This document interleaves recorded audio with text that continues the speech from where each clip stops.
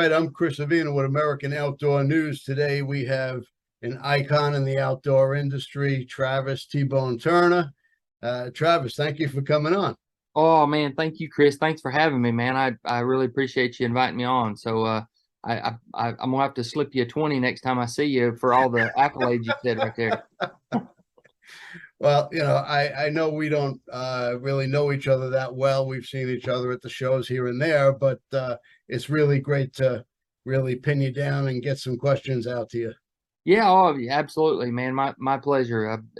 This day and age, I guess Corona's done kicked it off. We tend to do quite a few podcasts, and it's always a pleasure to.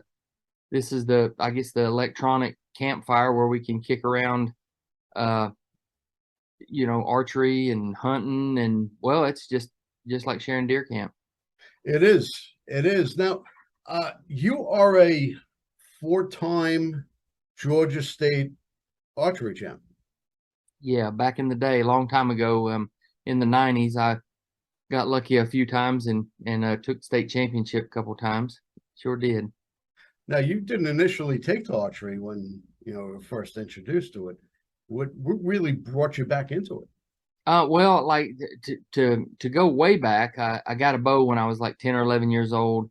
My dad had bought it for good grades, and like so many people, a bow needs to be custom set for you. But for a 10 and 11-year-old kid, my dad had bought me a 45-pound recurve, and it was all I could do to bend the string, 6 or 8 inches. And Sure. basically, my introduction was, man, I'm not strong enough to pull this. There's no way I'll ever be able to do it. And all I did was just aimed and watched the arrow go up and come back down. And it was real short lived. And I had that perception of archery as something that I never could do. But we always go through a pretty good transformation from 10 years old all the way to 18 or 19 years old.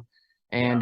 And I played football, and I was a lineman for our high school, and and naturally I'd gotten a lot stronger, but in my head I still, like, even though I was 6'2" and 265 pounds, I thought, well, there's no way I can pull 45 pounds. But I never would try it again. Well, then my buddies just out of high school, they taught me into bow hunting in their club with them, and they said, look, we're not going to be fishing anymore, because my passion in high school and stuff was fishing. I did hunt, but I didn't bow hunt. And they said, look, we're going to be practicing a lot in the afternoons. You ought to go ahead and get a bow and hunt with us, and you can lengthen your season another 5 or 6 weeks here in Georgia. And I thought, okay, I'll get a bow. And I got a bow. They talked me into getting a bow. I bought it on a Wednesday. I wouldn't even pull the bow back in the store because I was embarrassed I wouldn't be able to get it back.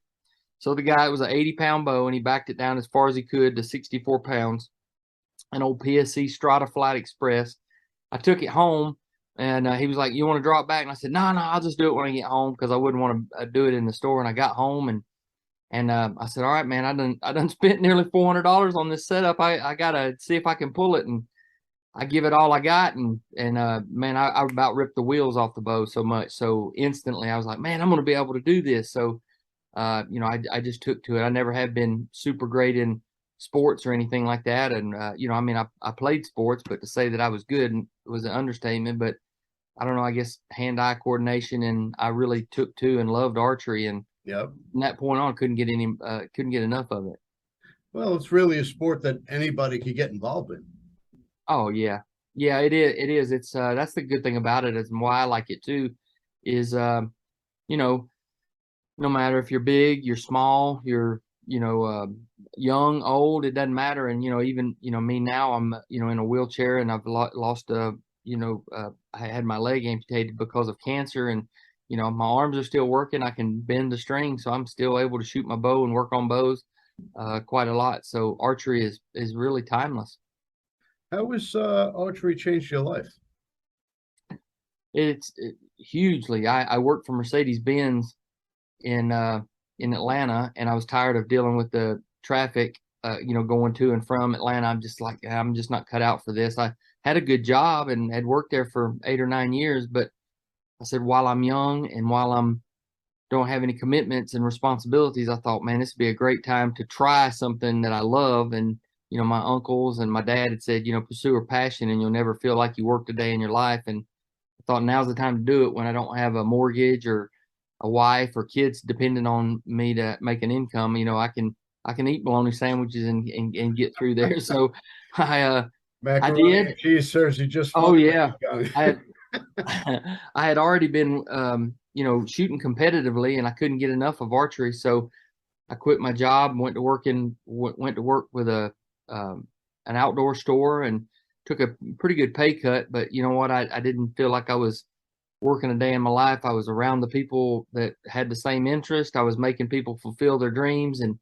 helping people get better. And I was learning the ins and outs of the business. And, through that was back in the early 90s. And from that point on, just as doors opened and opportunities opened within the industry, I just, never burn a bridge, I guess you could say, and always Yep. had strong relationships. And wham, you blink a couple of times, and here we are, 30 years down the road, and being able to carve out a career doing something that you love. How does somebody become a certified professional archer, which you are? Yeah, back in the day, we had certification. You had the APA, Association of Professional Archers, and they had a certification class and/or compete at a certain level and place at certain. I don't even know if they have certifications like that now.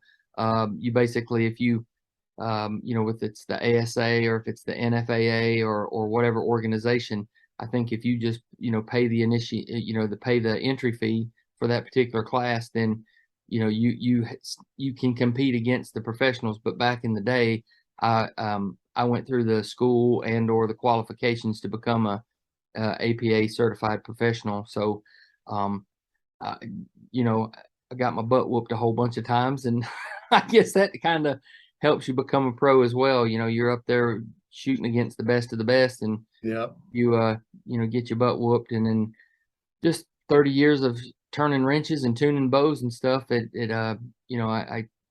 guess I don't even like using the word professional. Now that we're making a living and we have our TV show, we like to refer to it as outdoor entertainers, not professionals, because most of our audience and the folks that are even listening to the podcast and stuff here now are probably as good, if not way better hunters than what we are as it is. So we don't even like that word professional hunter or even professional archer. I competed in the professional class, but I mean Yeah. I'm just a string bender like everybody else. Well, I think you're more of a precision shooter. People will, they go hunting and, you know, they know what they're going to shoot at, they're taking home. But I think when you shoot at something, you're hitting exactly the spot that you're shooting at. Oh, we certainly try to anyway. We try to increase the chances. Now, how has the outdoors really changed your life? I mean, you're considered a consummate outdoorsman. You fish, you hunt, you shoot. What drew you to the outdoors? Like so many other people, the outdoors, I think it's bred in us that we're hunters actually, and you can say through conveniences in modern day, we don't have to hunt and gather like we did, hundreds and thousands of years ago. However, our wives are hunters, we're hunter. We hunt for that biscuit in the morning. We hunt for a cup of coffee in the morning. Yep. So, it's built into us to be hunters. So, I just always loved the outdoors. My dad, my uncle, and my peers and stuff. That's what we did. Our pastimes were that there wasn't a lot of distractions like there are now. And I don't know, I just couldn't get enough of it. And especially with archery, I was drawn to it because it's a singleized sport. You have to suppress your nervous energy. And no matter how good you do get, you can always be better. And then I call it a cross between like NASCAR and golf. Because with golf, you have to worry about undulation, shadows, lighting, wind, Hmm. yardage estimations, all the things that you have to, and you have to suppress your nervous energy.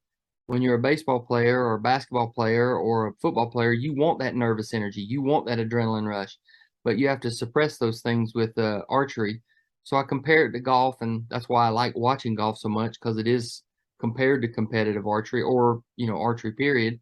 And then it's a lot like NASCAR too, because you're always trying to build a better mousetrap, putting weighted inserts in, trying to fine tune your arrow, changing the degree of offset on your fletchings and tuning your arrow rest and tweaking your draw length and poundage and all these type of things are, to make it more forgiving and more accurate for you. So to answer that answers, I hope that answers part of your question. And the other thing is, outdoors is being able to make a living at it. It seemed like, I guess I had a gift to gab, so to speak. So, between the help and the opportunities that, like David Blanton, Michael Waddell, Bill Jordan, Realtree had given me as a platform, I guess I resonated to a lot of the people out there, as far as like, man, that big joker, he seems like he'd be a good guy to have in camp, as like-minded as the people that I'm associated with,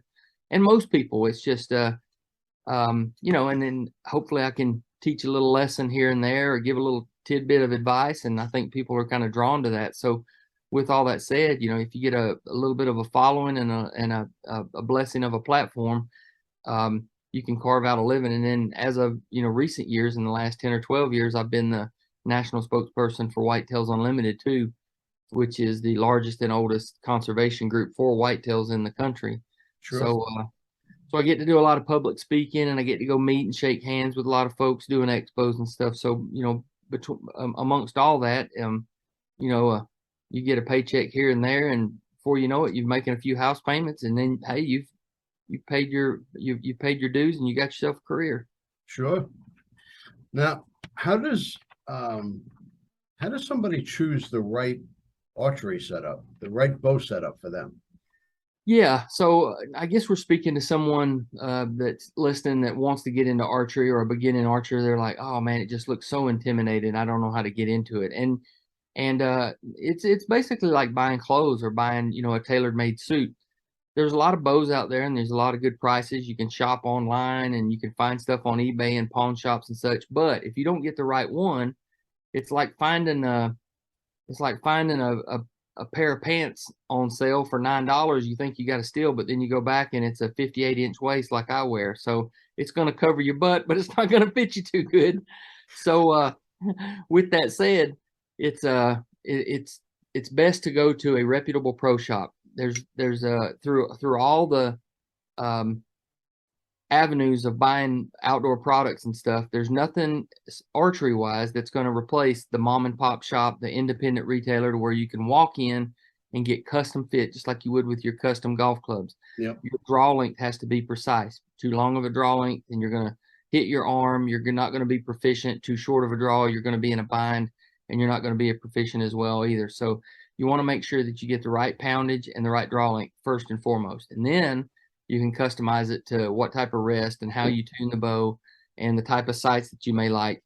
A good pro shop will walk you through all the pros and cons of each accessory and such, and get you outfitted according to your budget. But the staple to all of this is a good solid anchor point. Your draw length's got to be correct, and the draw weight has to be one to where you can practice proficiently, and then you're off and running, and you can polish and change your accessories according to that.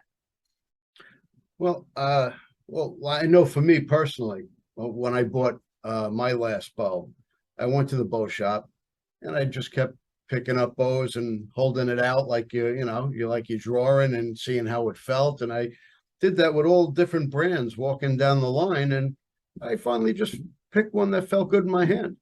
Yeah. And then and not to interrupt you, I'm sorry, but yeah, in a good pro shop, to take it to the next level, he'll let you shoot several ones, because just picking them up is like a handshake, and it may feel good, but you need to actually shoot it so that you feel the bow on the shot, the oscillation of the shot. You need to feel how it feels in your hand, how it aims, and then just to see how the bow feels. And then I hope that the reputable pro shop that you're going to, depending on your application, if you're looking for just a tournament bow, naturally you may want to go with a little longer axle to axle, for more forgiveness. If you're just going to be hunting ground blinds, you're going to want something a little bit more compact. Yep. If you're only a 27-inch draw, there's no need to have a 40-inch axle to axle bow. You can get away with a shorter axle to axle bow. So there's a lot of and it depends on your budget as well. Hopefully they make the right recommendations, and they got a selection for you to try and see which one suits you best. Well, I'm vertically impaired, so I don't, my draw length isn't really all that long. So, but yeah, I found a bow that felt good in my hand. I had them set it up for me to test it out. I shot it. Um, I shot a second arrow. It was a Robin Hood, and I just handed it back to him, told him wrap it up. Yeah, I'd say so. It's almost like you wasted a couple of good shots on some critters with it, shooting that good. Yeah, and you know what? I used to shoot a Hoyt. Um, Great bow. I know you know that's one of your favorites. Hmm. It wasn't a Hoyt. It wasn't a Matthews. It wasn't a Bowtech. It was Yeah, it was a Diamond. yeah, And and which is a subsidiary company of Bowtech. But correct. yeah, but there's a lot of great bows out there today. That's the great thing about it. 20, 30 years ago, we didn't have many to choose from. You had maybe a 10 or 12 different brand or no, or less than 10 brands and probably only about that many more models as well. Whereas now it's sky's the limit as what you can, just with Hoyt alone, there's probably 15 different models that you can choose from. And then all the different colors and all the different, every manufacturer have those options. That's great to have so many options. Sure. And then there's the sights and the strings and the quivers. There's so many accessories you can put onto it. Yeah. I always recommend, if you're on a budget and you're setting up the bow, to always make sure that you spend money on um, your release and your rest first and foremost. Don't skimp on those two items because a cheap and poorly built rest, a $400 sight's not going to make up for a poor performing rest. Whereas with a great rest, it's going to group well, and you could actually aim with a toothpick glued to the side of the riser if you wanted to. So make sure that you spend your money on a really good rest so that you get consistency as well as a good release so that it doesn't have travel and it's real precision. So, do you prefer drop away or a whisker biscuit for hunting? Either one, honestly. I don't have any. Probably, if the budget can handle it, I lean towards the drop away. It is more consistent and it is more. You don't have to worry about um, deflection or anything that's dragging on the arrow. But I don't have a problem with a whisker biscuit at all. If a guy's budget will only handle, the 40 or 50, $60 whisker biscuit, then by all means, if that's what it came down to, I wouldn't be afraid to shoot one of those as well. We set a lot of them up. They perform well. There's just a few things that you have to worry about, like if you hunt up north and you get a little moisture and they can freeze. The bristles will fill up with water and then they Okay. freeze and then it won't perform so well. And it does wear your veins down pretty good. There's a lot of contact on your veins and you have to replace your veins a little more prematurely. But for the most part, for a guy that's only putting, two, three, 400 shots on his bow every year and wants something that's forgiving, that provides full capture on his arrow, I don't have a problem with the whisker biscuit. Okay. What about your release? Um, Release, I've worked with the folks at True Ball for, I don't know, 15 or 16 years and had some input on some of the designs of the ones that we're shooting now. There's a lot of good, True Ball is the one that we choose. There's a lot of good manufacturers out there. Carter is another one. True Ball as well as Scott. All three of those make exceptional. Ultra View is one that's up and coming, that's building really tight tolerances, good parts, and really highly innovated. So the biggest thing is the tolerances and stuff. So you can look forward to spending anywhere from probably around $100 upwards to, if you go to a T handle or a back tension style, that you can spend upwards of $200 to $240 on a release. But I yeah. mean, we're still shooting me, Michael, and Nick are still shooting the prototypes that we helped design way back in 2008. So you're going to get plenty of years out of them. I can't tell you how many shots have been fired with my release. Wrist release or thumb release? It's really personal preference. For tournaments, I always shoot a hinge release, a T-handled hinge where you don't actually have a trigger, and that's my for accuracy, forgiveness, and that's my go-to. That's my favorite one. However, it's not conducive to hunting, I don't think. I think a wrist strap is more suited, because sometimes even though you're trying to execute a good push, pull, back tension shot, sometimes that deer doesn't have time to wait on you. If he's rutting and running a doe through the holler and you Yeah. stop him at 30, you need to get the shot off. So I think for the masses, a good, well-built index style wrist strap release is probably going to be the number one. But a lot of people are going to a T-handle release. But, again, that comes down to personal preference. I've been using the same True Ball wrist release for 20 years. Yeah. Yep. It works. I'm not changing it. Yep. You take care of them and they'll last forever. Now, the biggest archery debate for hunting, mechanicals or fixed blades?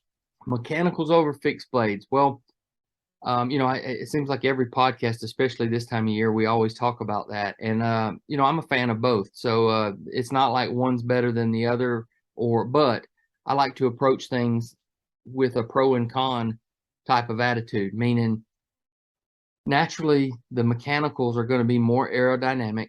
But the mechanicals are not made for everybody, meaning like if you're only pulling 40 pounds and you're a 24-inch draw, I would highly recommend fixed blade. But for the average guy, the guy that's pulling, high 50s, 58 pounds to 75 pounds or more, and has the, correct weighted arrow, don't shoot a real light arrow. Try to shoot something 450 grains to 550 grains. I recommend mechanicals just because, and we're talking whitetail here, so if you may want to tweak that if you're going moose hunting or elk hunting or a big critter of that sort. But for what most of us hunt, for Billy Joe Lunch Bucket, the blue collar guy, I do like a mechanical, and I only recommend the mechanicals that are rear deploying where they slide into place rather than the ones that go in and have to fold back over themselves. Yeah. It robs the arrow of a lot of kinetic energy, and it also, if you get an angled shot, it can deter the path of the arrow. Therefore, you're losing energy, and then you lose penetration. So, mechanical is my go-to, meaning like it flies accurate because I'm a stickler for accuracy. Accuracy is always going to win. Yep. And if it's a fixed blade broadhead, your groups are going to open up just because of the aerodynamics are not as good as they probably could be. Even though we have things like the broadhead tuner. I've been tuning broadheads for 20 something years, but with Last Chance Archery, I helped with them. We designed a broadhead tuner so that you can perfectly align the broadhead with the shaft, so where it's not on there crooked. If you've ever spun a broadhead and it wobble a little bit, we know that the leading edge and the aerodynamics of the fixed blade broadhead is going to make it dip and dive. Whereas what we can do with this tuner is bring it in straight, and we can make fixed blade broadheads group as tight as they've ever shot, and even cut your groups in half compared to just screwing them on and going. But they still don't are not as accurate as the mechanical. And then the advantage to the mechanical, you can tune them as well, but once it gets there, it opens up. Now you have a massive 2-inch cut. The broadheads that we're shooting are the G5 dead meats, or the mega meats is my favorite. So when it opens up, it has a not a steep broadhead angle, so it's not chopping, it's slicing like a fillet knife. And then you got 3 blades that's causing a 2-inch hole. So more massive hemorrhaging, more damage. And if the deer was to duck, or if I was to, fall short on my end and have a bad shot, you have that to do more damage than what you would on a real small fixed blade broadhead that might not be flying as accurately as your mechanical. So yeah, there's no denying the gaping holes that the mechanical will give you. yeah, and that's just for, like I said, I wanted to reiterate, everybody just thinks, well, T-Bone said to do the mechanical. I do if you're developing enough kinetic energy and foot-pounds of momentum where you have a good heavy arrow. I don't advise it if you're shooting 55 pounds and shooting a 350 grain arrow. I strongly recommend in that instance using a fixed blade broadhead. Well, at with all of the gear that you're bringing into the woods, what's one piece of gear you can't do without?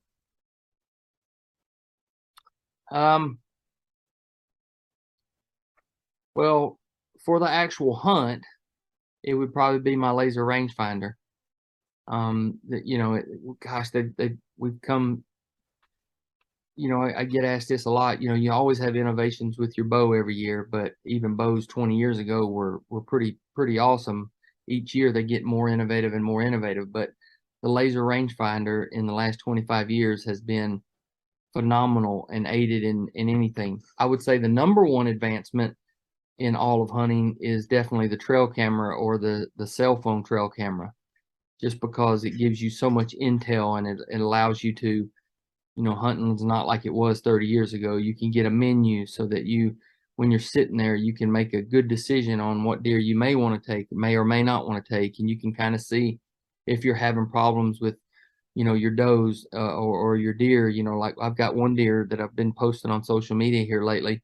His hooves are curved all the way up. I mean, like his hooves are an extra this much longer, which means he's foundered or he's an EHD survivor. But it lets you, monitor your herd all year long rather than and keep check on their movements rather than just like we used to do 25, 30 years ago. You see some rubs and you see some sign, which is a great way of hunting, and it's the old school way of hunting. But Yep.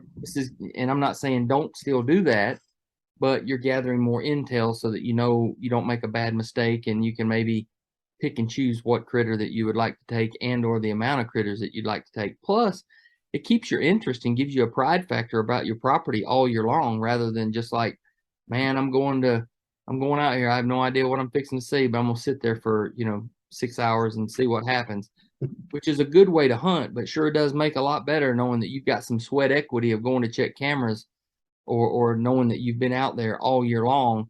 It aids to the pride factor of like, I have raised this deer. I've got some sweat equity in a food plot, or Yep. even if you're putting out bait and stuff. So the trail camera is probably number one, and the rangefinder, as far as on my person the day of the hunt and trying to kill a critter, the rangefinder would be number two. Well, technology certainly has changed the way we hunt. You know, Yeah. I would say even the past 10 years has really accelerated. Uh, Yeah. the amount of gear, the technology in the gear, and just what's available. Yes. Yes. I've been playing a lot too. I don't know if you've ever done it much here lately, is thermal scopes and thermal binoculars. Hmm. It's we have hogs down here, and then armadillos are a problem down here in Georgia. So for doing night hunting with coyotes and for hogs, the thermal imaging is just like it's a whole nother world out there at dark, and to be able to see things so clearly. Yeah. I tell everybody that whenever I'm out there with the AR and my thermal scopes and binoculars and stuff, we're hog hunting or whatever, I said, this will be the closest I ever come to SEAL Team 6, so I better enjoy it.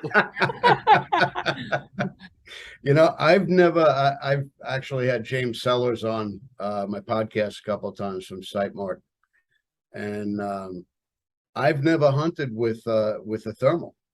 Really? Yeah.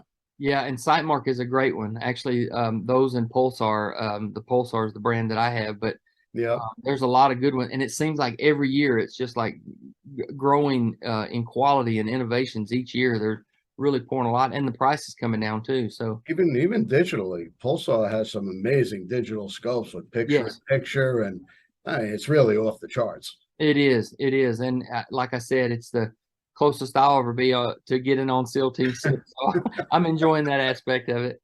It's really amazing. But Yeah. I'm looking forward to see what they come out with next. Yeah. Oh, yeah. And Bushnell, they're the innovators in laser rangefinder, and we've been using them for quite some time. And this past year, they come out with Active Sync. And are you familiar with it? No, not at all. With Active Sync, the cool thing about it is like before, whenever I'd like right at dusky dark or right at daylight, you're trying to get yardages around your stand, and you Hmm. can't really see the numbers because they're black. So what I'd do is range something. I could just barely make out a tree, and I'd range it, and then I'd hold the rangefinder up to the sky so I could read the numbers, because you couldn't see the numbers at dusky dark. Uh-huh. This thing has a sensor inside there so that if it's too dark to see, it'll glow just enough red to where you can read the numbers. But yet, whenever you go up to the horizon, let's just say you got a deer at 150 yards and he's on the horizon and it's bright sky behind there, it'll change it to black so that you can Wow, read the numbers. It knows when you need what backdrop you need to read the numbers correctly. that's And incredible. and not too bright. Yeah. So it was that plus the, extremely clear lenses that they've had.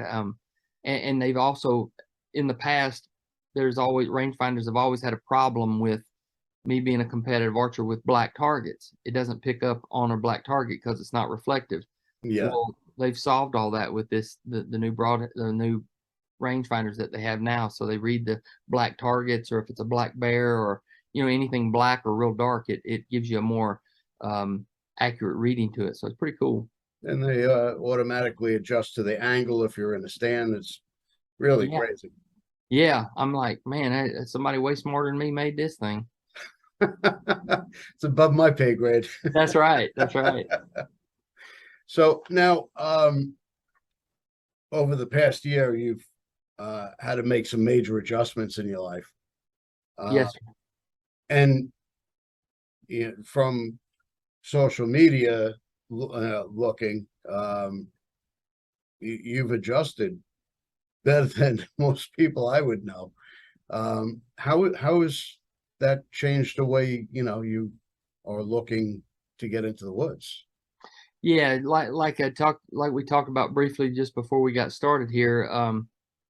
I was diagnosed with myxofibrosarcoma last fall or late September, and then I went through chemo all fall long. And it's sarcoma is a very rare type of cancer, but it's very fast growing. So I had 4 to 6 tumors that was anywhere the size of a tennis ball to a softball on my shin. It got to where I couldn't even wear jeans anymore. They grew that fast. It started it was a knot at the end of July. It was about the size of a grape, and it went to that size by the 1st of November. I mean, it grew, busted through the skin. It was horrific. Wow. Yeah, so they treated me with chemo to make sure that it didn't spread to my vitals, and all knowing the whole time, in September and October, we knew probably we got to do the chemo first. And then, obviously I'm probably going to have my leg amputated because there's no way to remove all the cancer where it's intertwined in my ligaments, my muscles, my bones and everything. And if you don't get it all, it'll come back. So it was inevitable that I was going to have to lose my leg. So, yeah, first part of February, I lost my leg, and don't get me wrong, I feel like I've done a pretty good job of being positive and upbeat about it, and having a pretty good outlook and appreciative for everything that's been going. But I'm not gonna lie, there's been some days I had my lip poked out, and it's still adjusting. It's just a new normal. But the way I look at it is, I'm in my early 50s, and I've lived if I don't kill another critter, if I've already outlived my dreams way more than I still want to be around. But I'm humbled and appreciative of the position that I have. I can still shoot my bow. I'm still talking with podcasts. I'm able to still be relevant within the outdoor industry, and you just got to adapt to your changes. So between having outdoor chairs, and I'm waiting on my prosthetic leg, I'm still in the rehab stages for sure. But Yeah. yeah, I can see that I'll be able to, have a fulfilling life. It's just things are going to be a little different than what they were, the past time in my life. So I'm still here. That's the biggest thing. That is a big thing. Beats the alternative. It could be worse. Every day above ground's a good day. That's correct. That's correct. So we thank our blessings, and we have a poopy face every day, but I mean, people that's got everything have poopy days. So we just we It, just we just roll our lip in and keep on going. that's true. There's always something worse around the corner that we Yep. we don't want to see. Now, you're going to be what, hunting from ground blind this year, or? Yeah, I'd like to think that maybe. I mean, I don't want to overshoot my goals, but definitely I'd be ground blind. Whether you brush in a blind, or I can take a pop up and walk in the back door. I got a walker that I can get in there. But I'd like to think that maybe if I get decent enough on a prosthetic leg, I know it's going to take some time to get used to it, but maybe I could just one leg limp up like a redneck blind, or maybe a ladder stand again in the future. But hey, like I said, if all it is ground blind from here on out, I mean, I, I I have no problems with that. I mean, I've killed a lot of critters off the ground, so I don't have a problem with that at all. Well, we're looking forward to what you have ahead of us. What is in the works as far as this coming season for the shows? Yeah, actually, I just got word yesterday. Nick killed a huge mule deer out in Utah yesterday, so we've already started there. Yep, and normally I would go to Kentucky, but this year I'm focusing right here at home. I got Georgia. I got several farms here in Georgia I'll be hunting. So we've been working real hard on trying to dial in some deer around here. Also my place in Kansas. I hope to go to Kansas. I drew a Kansas tag. And then if I go to Kansas, I got a place to hunt right across the line in Oklahoma. So maybe I'll bounce over there, and I think we got a place lined up for Texas. So if I was to do those 4 states, Oklahoma, Kansas, Texas, and then Georgia, I will consider this year a success, still being in the rehab mode. So we'll just have to see how it goes. That's still a pretty active season. Yes, yeah, yeah. But even if I just do Kansas and Georgia, that'll be fine by me. But I'm definitely gonna be out there, um, hopefully making a few deer legs quiver. Well, it's great to hear, and we're looking forward to see what you have in store for us. Oh yeah, absolutely, I appreciate you taking the time to speak to us today. absolutely, man. I appreciate all that you guys do and the platform that you provide, and thank you for having me on. I'm glad we got to connect and knock out a podcast. All right. Well, thanks again, and good luck this season. Thank you, Chris. We love our children. We protect them. We guide them. We prepare them for life in the world. With all that we do, from deep in our hearts, we cannot control all things. Life-threatening illnesses and disabilities affect far too many of our children each year. While we cannot change the circumstance, we can make dreams come true. Dreams to provide hope, to provide spiritual healing and strength, to provide moments of happiness and relief in the hardest of times. We can give a glimmer of light and hope in a time of darkness and despair. Join huntofalifetime.org to help make dreams come true, to provide hope for children with life-threatening illnesses and disabilities. Hunt of a Lifetime is a nonprofit organization fulfilling dreams for hunting and fishing trips to youth 21 and under with life-threatening illnesses and disabilities. Visit huntofalifetime.org to learn how you can make a difference.